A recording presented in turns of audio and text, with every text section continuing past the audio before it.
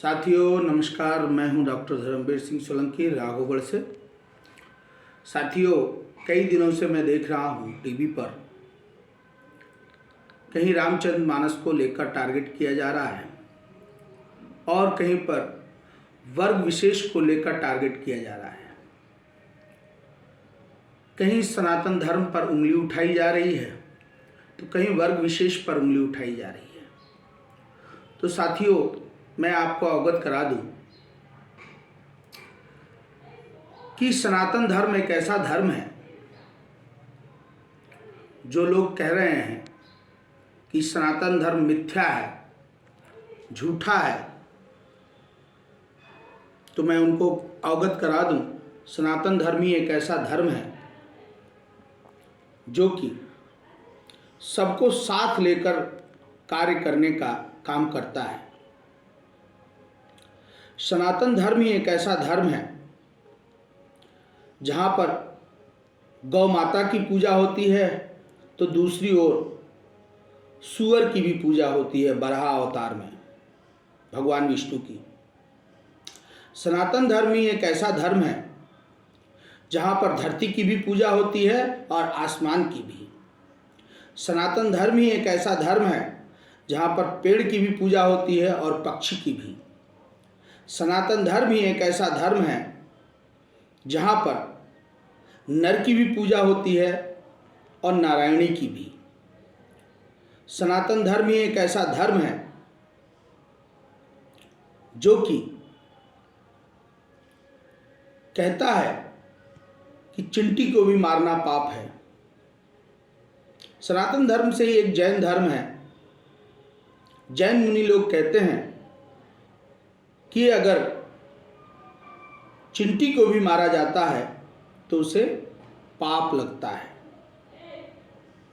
दुनिया में सनातन धर्म के अलावा ऐसा कोई धर्म नहीं है जो ये कहे कि जीव हत्या पाप है।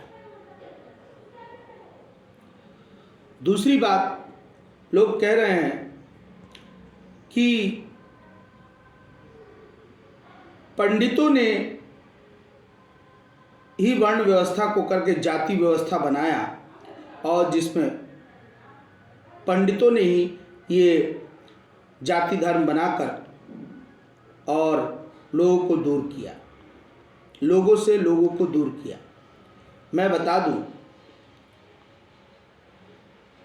पंडित ही है जिसने हिंदुस्तान को सबसे पहले आज़ाद कराया।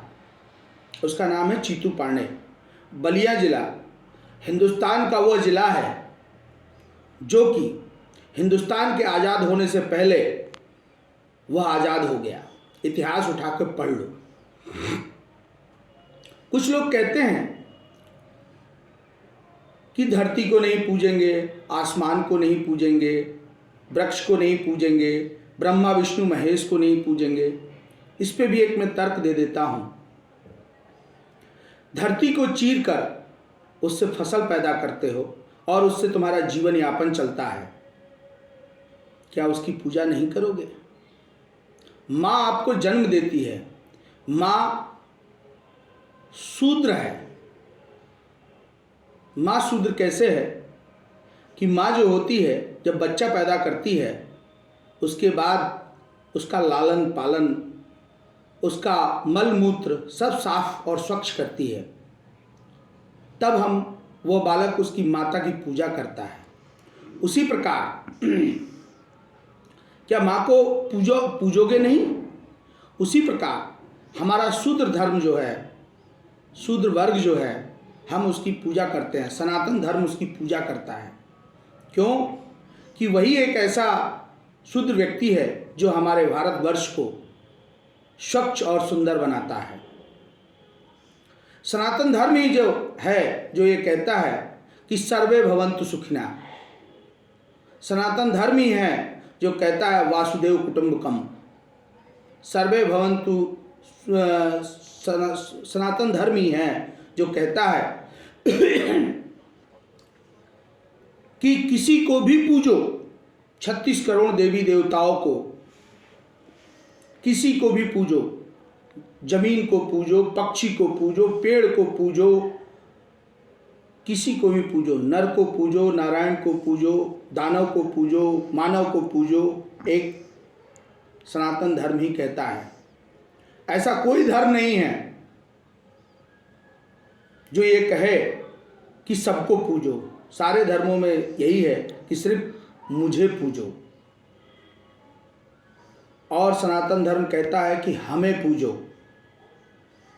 हमें पूजने का मतलब है कि हम हवा, पानी, वृक्ष, जल, थल, प्रकाश, सबकी पूजा होती है सनातन धर्म में, क्योंकि सबका अलग अलग महत्व है, सबका अलग अलग दायित्व है।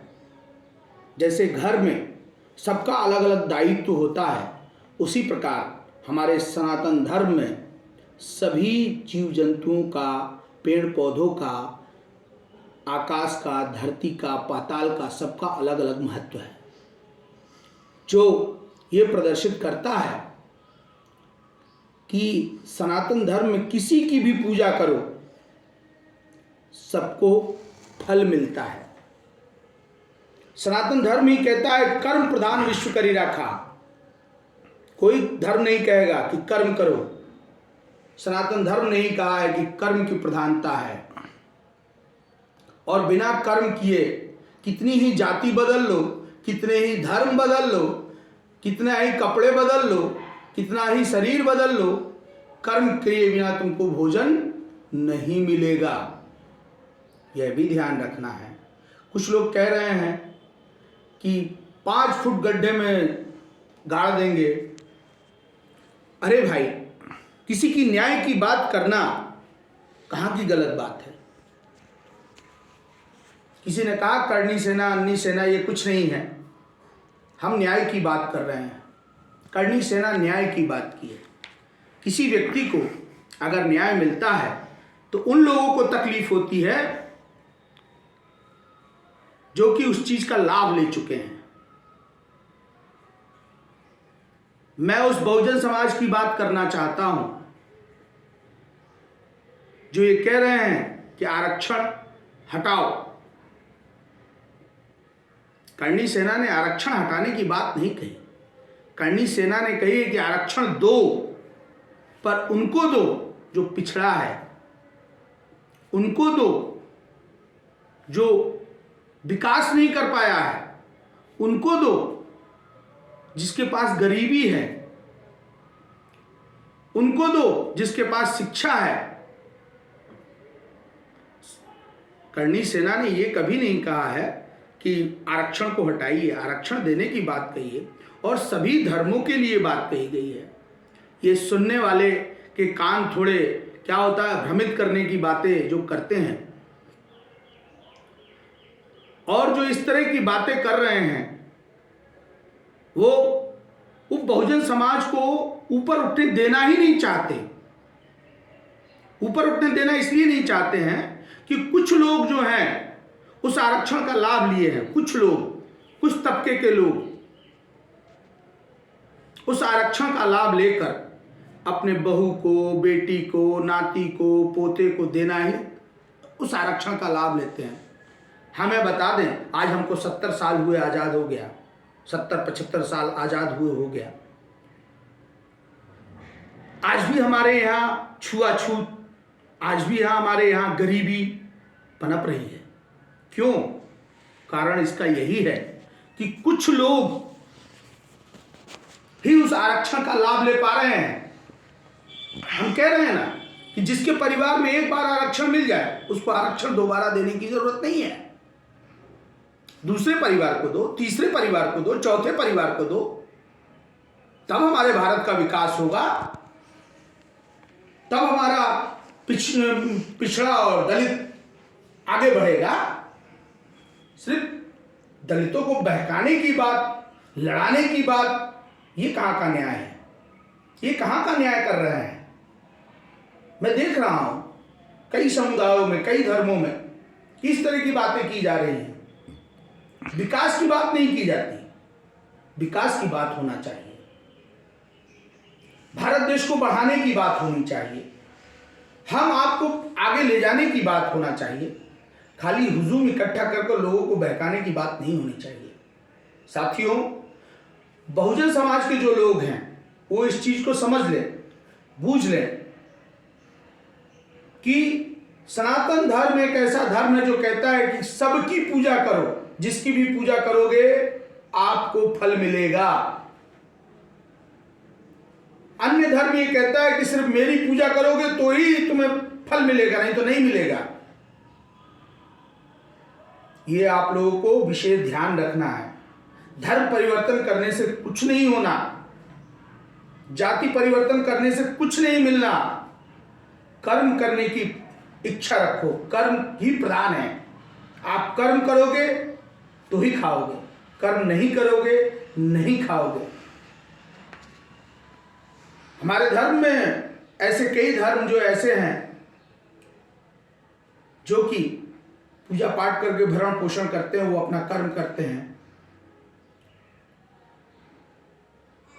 साथियों, यह बता दें, ये धर्म और जात पात की राजनीति जो लोग कर रहे हैं वो हमारे भारतवर्ष में गृह युद्ध की तैयारी करवा रहे हैं।